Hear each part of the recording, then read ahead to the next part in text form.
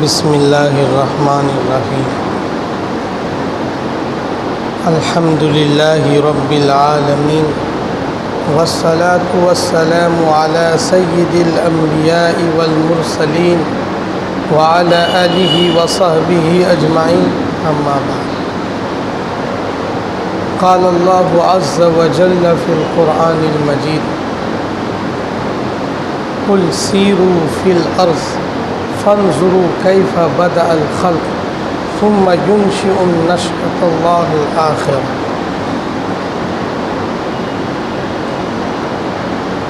وقال أيضا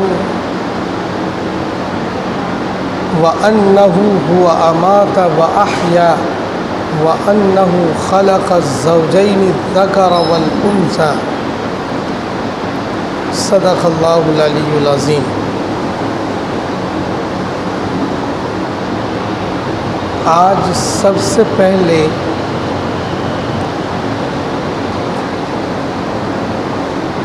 ہمیں یہ جاننا ہے اور پہلے سے ہم سب کا یہ عقیدہ ہے کہ دنیا کی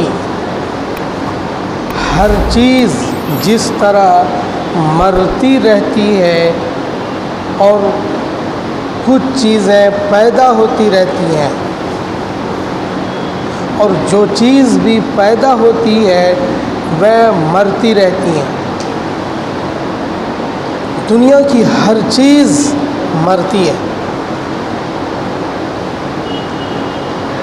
ٹھیک اسی طرح یہ دنیا بھی مرے گی.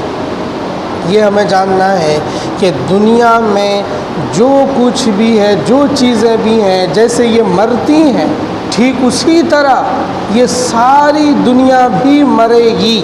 یہ ہمیں جاننا ہے. اور موت اور حیات کا مالک اللہ تعالیٰ ہے.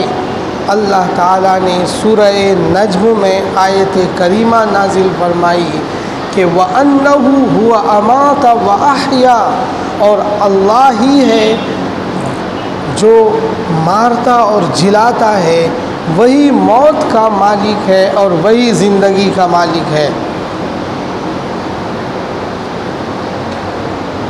جس طرح دنیا کے جاندار مرتے ہیں ایسے ہی دنیا مرے گی اور ہر چیز مرتی ہے، حتیٰ کہ جبرائیل، میکائیل، اسرافیل، عزرائیل، دنیا جہان میں جتنے فرشتے ہیں سب کو اللہ تعالیٰ موت دے دیں گے.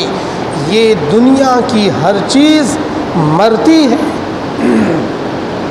چاہے وہ آسمانی مخلوق ہو، چاہے وہ زمینی مخلوق ہو، اور چاہے فضائی مخلوق ہو. سیارے، ستارے، کہکشائیں، چاند، سورج، سب مریں گے، سب مریں گے.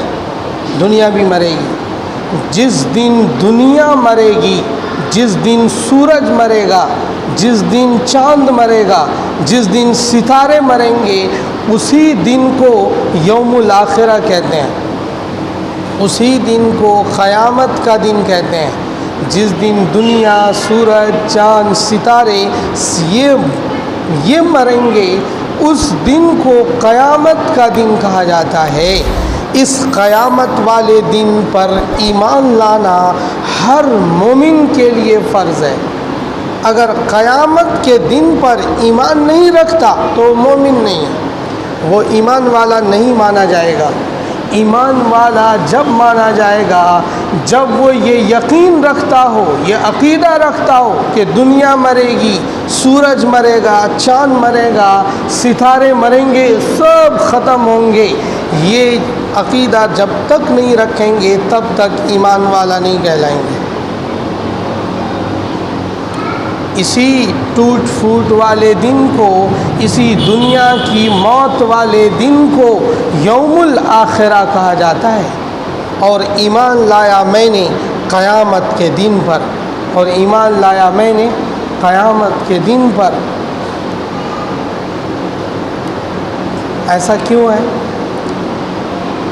جو کچھ بھی پیدا ہوا ہے، جو چیز بھی پیدا ہوئی، جس چیز کا کریٹ ہوا، جس کی تخلیق ہوئی، جو دنیا میں پیدا ہوئی، ہر پیدا ہونے والی چیز پیدا اسی لیے ہوتی ہے کہ اسے موت ہوئے گی۔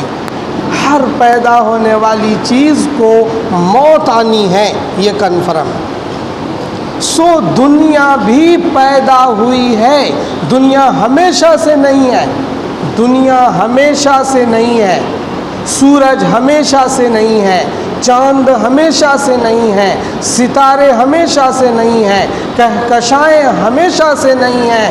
سو جو چیز بھی پیدا ہوئی ہے وہ مرنے کے لیے پیدا ہوئی ہے۔ جب دنیا بھی پیدا ہوئی ہے تو دنیا بھی مرے گی، جب دنیا بھی پیدا ہوئی ہے تو دنیا بھی مرے گی۔ انسان پیدا ہوتا ہے سو مرتا ہے، اونٹ پیدا ہوتا ہے سو مرتا ہے، بکریاں پیدا ہوتی ہیں وہ مرتی ہیں، دنیا کی ہر پیدا ہونے والی چیز مرتی ہے، دنیا بھی مرے گی۔ کون پیدا نہیں ہوا ہے؟ صرف ایک عالی ذات ہے، اللہ تعالی، جو پیدا نہیں ہوا ہے۔ اللہ پیدا نہیں ہوا ہے، اللہ تعالی کریٹ نہیں ہوئے ہیں، اللہ کی تخلیق نہیں ہوئی، اللہ کی پیدائش نہیں ہوئی، اللہ کو بنایا نہیں گیا ہے، وہ ہمیشہ سے ہے۔ جو پیدا نہیں ہوا اسے موت بھی نہیں، جو پیدا نہیں ہوا اسے کیا بھی نہیں ہے؟ موت بھی نہیں ہے۔ جو پیدا نہیں ہوا اسے کیا بھی نہیں ہے؟ موت بھی نہیں ہے۔ یہاں رک کر ایک سوال کا جاننا ضروری ہے کہ ہم نے یہ بات بتائی کہ جو چیز پیدا ہوئی ہے وہ مرے گی، جنت بھی پیدا ہوئی ہے سو جنت بھی مرنا چاہیے، جہنم بھی اللہ نے بنایا، جہنم بھی مرنا چاہیے، پل صراط بھی اللہ نے بنایا، پل صراط بھی مرنا چاہیے، کیونکہ اس قاعدہ کلیہ میں یہ مضمون آتا ہے اور سوال بنتا ہے۔ اس کا جواب یہ ہے کہ جنت جہنم کو موت تو نہیں آئے گی، پر امکانی موت اسے بھی حاصل ہے۔ اللہ اگر اسے مارنا چاہے تو جنت بھی ختم ہو جائے گی، جنت کو ختم کرنا چاہے تو بھی جنت ہو جائے گی۔ امکانی موت جنت جہنم پل صراط سب کو ہے۔ سو یہ سوال ختم ہو گیا۔ معلوم یہ ہوا کہ دنیا مرے گی، دنیا ختم ہوگی، چونکہ جو چیز بھی پیدا ہوئی ہے وہ مرتی ہے۔ انسان بھی پیدا ہوا ہے، انسان کی پیدائش کب ہوئی، کب انسان بنا؟ ایک مغربی مفکر، ایک مغربی سائنٹسٹ یہ بتاتا ہے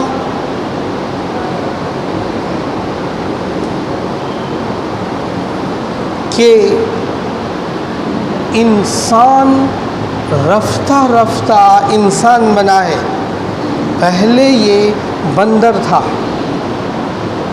دھیرے دھیرے اس میں علم آیا اور یہ مہذب مخلوق بنی۔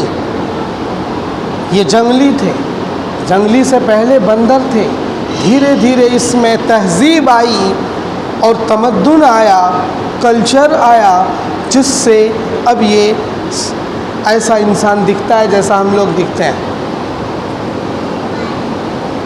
یہ نظریہ غلط ہے، کیونکہ سائنٹسٹ کے سائنس کی بس سے باہر ہے یہ بات کہ وہ یہ ثابت کر دے کہ انسان بندر سے ہوتے ہوئے ایسا انسان بنا، پہلے کچھ اور تھا اب کچھ اور ہے۔ اللہ نے کہا قل سیروا فی الارض، اے محمد ان مکے والوں کو بتاؤ، دنیا جہان کے انسانوں کو بتاؤ کہ زمین پر چلو، زمین میں پھرو، زمین کا سفر کرو، اور فانظروا، اور دیکھو کہ کیف بدأ الخلق، کہ اللہ تعالیٰ نے مخلوقات کو کیسے بنایا، ایک زیورہ بنایا، ایک ہاتھی بنایا، ایک اونٹ کی شکل بنائی اور ایک لومڑی کی شکل بنائی، ایک شیر جیسا جانور شیر بنایا۔ تو الگ الگ پہاڑ کو دیکھو، سمندر کو دیکھو، زمین پر چلو اور اللہ کی مخلوقات کو دیکھو کہ جب اونٹ بنایا تب اس سے پہلے کوئی اونٹ نہ تھا۔ افلا ینظرون الی الابل کیف خلقت، کیا یہ لوگ نہیں دیکھتے کہ اونٹ کو اللہ نے کیسے بنایا، اس کی تخلیق کیسے کری؟ اب تو اس کا نمونہ ہم کاپی آرٹسٹ بنا دیتا ہے، مجسمہ بنا دیتا ہے، لیکن جب کوئی اونٹ نہیں تھا تب اللہ نے اس کی کاریگری کی، جب کوئی ہاتھی نہ تھا تب اللہ نے اس کی تخلیق کری، جب کوئی مچھلی نہ تھی جب اللہ نے اسے بنایا، جب کچھ بھی نہ تھا تب اللہ تعالیٰ نے مخلوقات کا جوڑا بنایا۔ حضرت شاہ ولی اللہ محدث دہلوی رحمۃ اللہ علیہ مہدیان میں قبر ہے۔ دلی والوں کو تو اپنے اکابر کا یہ بھی نہیں پتا کہ وہ کہاں مدفون ہے۔ حضرت شاہ ولی اللہ محدث دہلوی رحمۃ اللہ علیہ مہدیان دلی گیٹ پر ان کی قبر مبارک ہے۔ انہوں نے اپنی کتاب حجت اللہ کے اندر ایک مضمون لکھا کہ کچھ مخلوق تو براہ راست مٹی سے پیدا ہوتی ہیں۔ مثلا اب برسات ہو رہی ہے، زمین سے کیڑے مکوڑے پیدا ہونے لگتے ہیں، زمین پر کیڑے ویڑے دکھنے لگتے ہیں برساتوں میں۔ اب برسات ہو رہی ہے، مینڈکی پیدا ہونے لگتی ہے، مینڈک پیدا ہونے لگتے ہیں، اور بھی کیڑے۔ برسات ہوتی ہے، خود بخود گھاس اگاتی ہے، گھاس کے پودے اگاتے ہیں۔ برسات ہوتی ہے تو کچھ چیزیں خود بخود براہ راست آج بھی مٹی سے پیدا ہوتی ہیں۔ آج بھی کچھ چیزیں مٹی سے ڈائریکٹ پیدا ہوتی ہیں۔ کچھ مخلوق اللہ تعالیٰ نے ایسی بنائی ہے کہ اس مخلوق کا آغاز، اس مخلوق کی اوپننگ مٹی سے ہوئی ہے، بعد میں توالد اور تناسل کا سلسلہ چلا ہے۔ بعد میں کس کا سلسلہ چلا؟ توالد اور تناسل کا سلسلہ چلا۔ جیسے گائے، بھینس، بکری، اونٹ، چوپائے، سارے کے سارے پرندے چرندے، یہ ہر گھوڑا شروع میں مٹی سے پیدا ہوا تھا۔ گھوڑا پہلے مٹی سے پیدا ہوا، اونٹ پہلا اونٹ مٹی سے پیدا ہوا، پہلا جانور، ہر مخلوق، ہر طرح کا جانور وہ مٹی سے پیدا ہوا۔ بعد میں توالد اور تناسل کا سلسلہ چلا۔ اب گھوڑے اور گھوڑی کی جفتی کرائیں گے تو ایک نیا بچہ گھوڑے کے اندر پیدا ہوگا، ایسے ہی دوسرے جانوروں میں۔ ٹھیک اسی طرح انسان کا پہلا انسان حضرت آدم علیہ السلام کو اللہ تعالیٰ نے مٹی سے بنایا ہے، اور پھر اس کے بعد توالد اور تناسل کا سلسلہ جوڑا، یعنی مرد اور عورت کی ایک ترتیب بنائی، اس ترتیب اور پروسیس میں آ کر پیدا ہوتے ہیں انسان۔ ابھی کوئی کہے کہ مٹی سے انسان دکھائیو ذرا، تو مٹی سے ڈائریکٹ انسان نہیں بنتا، مٹی سے ڈائریکٹ اس وقت انسان نہیں بنتا۔ پہلا انسان ڈائریکٹ مٹی سے اللہ نے بنایا، اور بعد میں توالد اور تناسل کا ایک سلسلہ جاری کیا، اور اس سلسلے اور اس پروسیس کو جب ہم کراس کرتے ہیں تو پھر پیدائش کا سلسلہ ہوتا ہے۔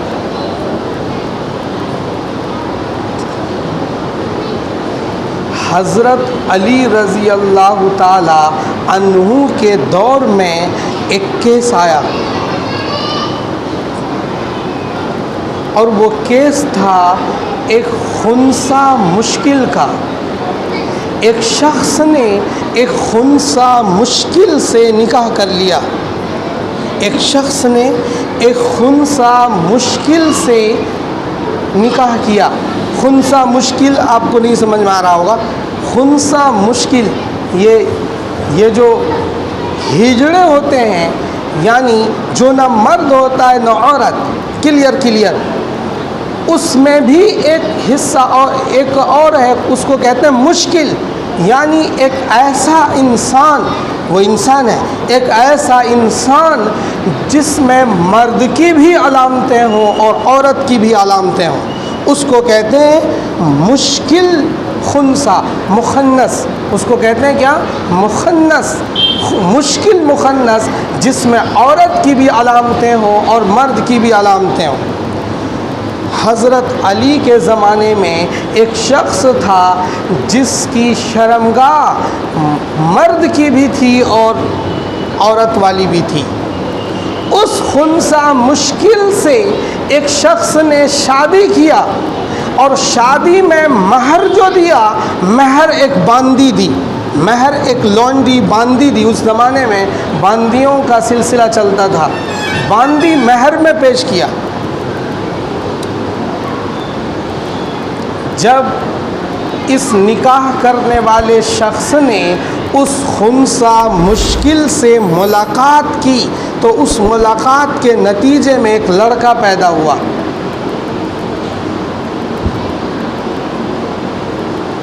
اور پھر جب بعد میں اس خنثی مشکل کو مہر میں جو لونڈی اور باندی ملی تھی، اس سے جب اس نے ملاقات کی تو اس ملاقات کے نتیجے میں ایک اور لڑکا پیدا ہو گیا.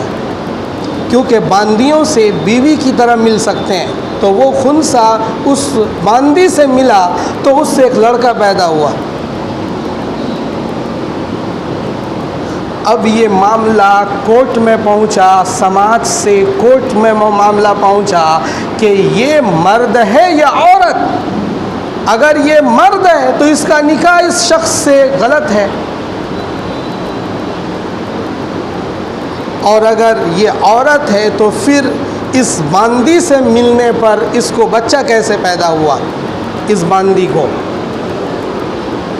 یہ کلیئر کرنا تھا. کورٹ میں معاملہ گیا. حضرت علی کے 2 غلام تھے. دونوں غلاموں کو کہا کہ اس خنثی مشکل کی تحقیق کرو. تحقیق کری. انسانوں کی جو مرد اور عورت کی ترتیب ہے، مرد کو اور عورت کو جو پسلیاں ہوتی ہے، عورت کو 24 پسلیاں ہوتی ہے، 12 دائیں جانب اور 12 بائیں جانب. عورتوں کو کتنی پسلیاں ہوتی ہے پتہ ہے نا؟ عورتوں کو 24 پسلیاں ہوتی ہیں، 12 دائیں طرف اور 12 بائیں طرف. گن لیو گھر جا کر.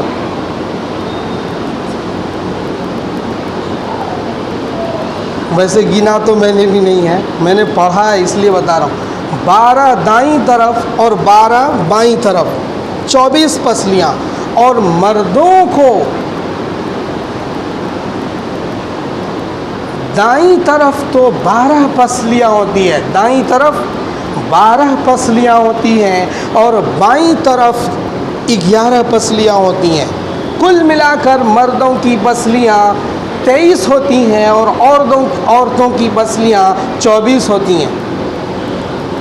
حضرت علی نے یہ والا پوائنٹ کہاں سے اتارا کہ حضرت حوا کو ایک اسرائیلی روایت میں، بائبل کی ایک روایت ہے، بائبل میں ایک چیپٹر ہے کتاب پیدائش کے نام سے، اس کے آیت باب نمبر 2 میں آیت 22، 23، 24 میں یہ مضمون ہے کہ اللہ تعالی نے حضرت آدم کے اوپر ایک پیاری نیند بھیجی، سو وہ سو گئے ایک درخت کے نیچے. اور پھر اللہ تعالیٰ نے حضرت آدم جب سو رہے تھے تو ان کی بائیں پسلی نکال لی چھری سے کٹ کر کے، اور بائیں پسلی کی جگہ گوشت چڑھا دیا، اور اس پسلی سے حوا علیہ السلام کو بنایا۔ آپ تو جانتے ہو نا، عورتیں بائیں پسلی سے پیدا ہوئی ہیں، یہ فیمس ہے۔ یہ بائبل کی اس روایت سے حضرت علی نے اپنا خنثی مشکل والا مقدمہ حل کیا کہ اگر اس خنثی مشکل کو 23 پسلیاں ہیں تو یہ مرد ہے، 24 پسلیاں ہیں تو یہ عورت ہے۔ کیونکہ عورتوں کو کتنی پسلیاں ہوتی ہیں؟ 24، اور مردوں کو کتنی ہوتی ہے؟ 23۔ بائیں طرف ایک کم، دائیں طرف 12 اور بائیں طرف 11۔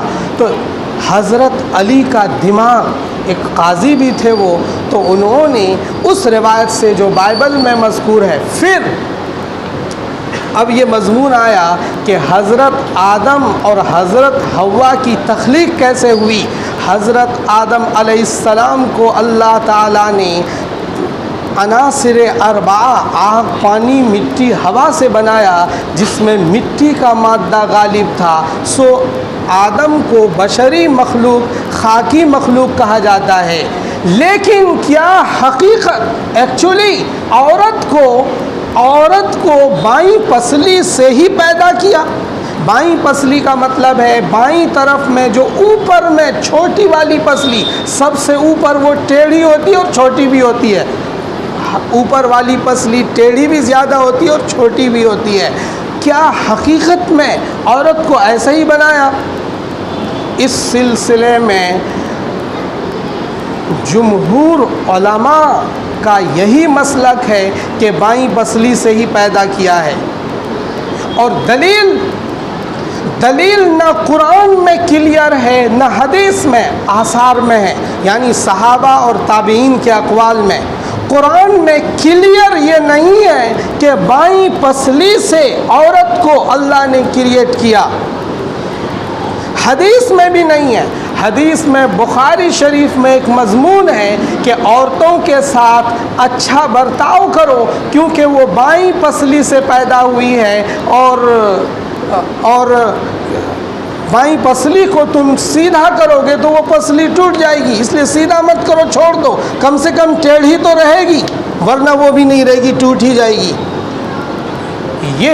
اس مضمون پر اہل علم نے یہ کلام کیا ہے کہ یہ مضمون اصل میں عورتوں کی تربیت اور عورتوں کی ذہنی تربیت کے لیے یہ مضمون ہے کہ عورت کو بائیں پسلی سے پیدا کیا گیا، یعنی اس کے اندر فطرتاً کج روی ہے، ٹیڑھا پن ہوتا ہے، ضدی پن ہوتا ہے، یہ بتانے کے لیے یہ مضمون ہے اس حدیث کے اندر۔ کیونکہ وہ حدیث جہاں نقل کی گئی ہے وہاں پیدائش کا بیان نہیں ہے، اس لیے اس حدیث سے کلیئر یہ ثابت نہیں کر سکتے کہ عورت کی پیدائش بائیں پسلی سے ہوئی ہے۔ لیکن کس سے کلیئر ہوتا ہے؟ یہ بائبل کی روایت سے۔ ایسے ہی یہودیت میں تورات کا مضمون ہے، تورات میں بھی یہی مضمون ہے کہ اللہ تعالیٰ کبوتر کی شکل میں اس درخت کے نیچے آئے اور ان کی پسلی نکالی بائیں والی آدم علیہ السلام کی، اور اس سے حوا علیہ السلام کو بنایا۔ یہ تورات کی روایت ہے۔ بائبل کی روایت سے تفسیر قرآنی میں یہ مضمون نقل ہونے لگا، اور پھر زیادہ تر تفسیروں میں یہ مضمون چلنے لگا کہ عورتوں کی تخلیق بائیں پسلی سے ہوئی ہے۔ تفسیر روح المعانی میں ایک دوسرا قول ہے۔ تفسیر روح المعانی میں حضرت جابر رضی اللہ تعالیٰ عنہ کے ایک شاگرد ہیں حضرت امام باقر رحمۃ اللہ علیہ، جو شیعوں کے بھی ایک امام مانے جاتے ہیں۔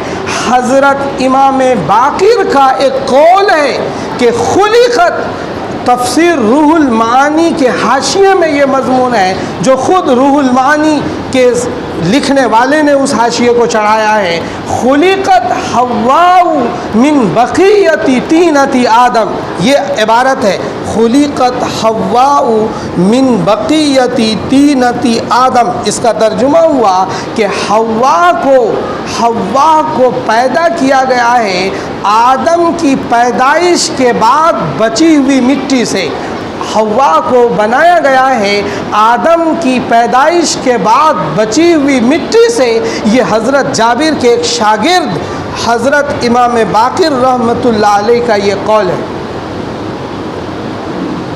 جب ہم دیکھتے ہیں کہ دنیا کی ہر جاندار مخلوق کو جو خاکی ہے اس کو اللہ تعالیٰ نے نر اور مادہ دونوں مٹی سے بنایا، گھوڑا گھوڑی دونوں مٹی سے بنایا، گائے اور بیل دونوں مٹی سے بنایا، بھینس اور بھینسا دونوں مٹی سے بنایا، تب اس بات کی تائید ہوتی ہے جو حضرت امام باقر رحمۃ اللہ علیہ نے کہی کہ آدم کی تخلیق کے بعد بچی ہوئی مٹی سے حضرت حوا علیہ السلام کو اللہ تعالیٰ نے بنایا ہے۔ یہ مضمون سمجھانا چاہتا ہوں کہ حضرت حوا علیہ السلام کی تخلیق کس طرح ہوئی۔ دو مضمون آیا آپ کے سامنے، ایک تو فیمس ہے جو آپ سب جانتے ہو کہ آدم کی بائیں پسلی اوپر والی پسلی سے بائیں طرف سے پیدا کیا، اور حضرت علی کی اس خنثی مشکل والے مقدمے میں جو دلیل تھی اس دلیل سے اس کی تائید بھی ہو رہی ہے کہ اس سے پیدا کیا۔ لیکن تفسیر روح المعانی کے حضرت جابر کے شاگرد امام باقر نے جو بات بتائی کہ آدم علیہ السلام کی تخلیق کے بعد بچی ہوئی مٹی سے حوا علیہ السلام کو بنایا گیا، یہ بھی بات ماننے کے قابل ہے، اسے انکار اس کا نہیں کیا جا سکتا۔ لیکن کوئی فتویٰ پوچھے مجھ سے کہ کس سے پیدا کیا گیا، فتوے پر تحریر کرو، تو ہم وہی مشہور والی روایت کہیں گے، کیونکہ زیادہ تر علماؤں نے اسی کو نقل کیا ہے، چاہے وہ بائبل سے ہو چاہے تورات سے لی گئی ہو، وہ اس سے قطع نظر۔ بہرحال پسلی سے حوا کو بنایا گیا ہے، یہ اسرائیلی روایت سے ہوتے ہوتے تفاسیر قرآنی میں یہ روایت منتقل ہو گئی۔ حضرت حوا علیہ السلام کو اللہ تعالیٰ نے زمین پر اتار دیا، دونوں کو جنت سے، آدم اور حوا کو۔ پھر حضرت آدم حوا دونوں مکہ میں آئے، اور مکہ سے باہر جدہ کے سمندر کے پاس ایک مقبرہ بنا ہوا ہے جو فیمس ہے کہ یہ حضرت حوا کا ہے۔ حضرت حوا علیہ السلام مکہ میں کیونکہ خانہ کعبہ کی سب سے پہلے تعمیر فرشتوں کے بعد آدم علیہ السلام نے کری ہے، اس سے بھی یہ تائید ہوتی ہے کہ آدم اور حوا دونوں مکہ میں آئے اور عبادت کی، اور پہلی مرتبہ دنیا کی کسی عورت کو پیریڈ آیا ماہانہ تو وہ حضرت حوا کو مکے میں آیا۔ یہ بھی مضمون روایتوں میں نقل کیا گیا ہے۔